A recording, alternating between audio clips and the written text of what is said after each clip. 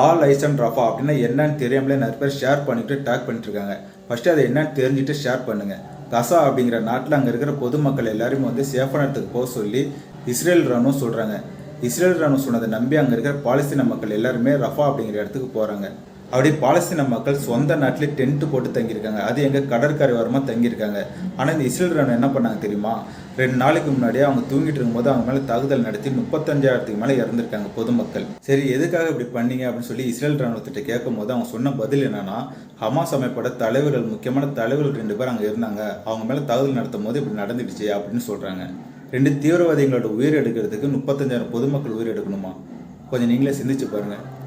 Hamas அமைப்பா யார் அவங்க அப்படின்னா, அவங்க ஒரு தீவிரவாத அமைப்பு. அவங்க இஸ்ரேல் மேலே என்ன தாக்குதல் நடத்திருக்காங்க.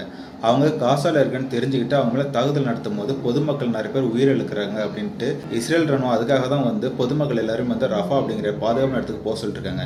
ஆனால் அந்த இடத்துல 2 தீவிரவாதிகள் இருக்காங்கன்னு தெரிஞ்சுக்கிட்டு அவங்க மேலே தாக்குதல் நடத்தி 35,000 பொதுமக்கள் உயிர் எடுத்திருக்காங்க. இப்போ இதில் யார் தீவிரவாதின்னு எனக்கு தெரியலங்க. நீங்களே சொல்லுங்கள், கமெண்டில் சொல்லுங்கள்.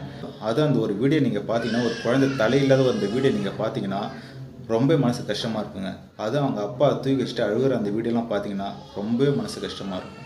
இந்த உலகத்தில் என்ன தான் நடக்குதுன்னு சத்தியமாக தெரியலங்க. அதனால் இனிமேல் வந்து எந்த விஷயமும் தெரிஞ்சுட்டு ஷேர் பண்ணுங்கள். நம்மளால் முடிஞ்சது ஆல் ஐஸ் அண்ட் ரஃபா.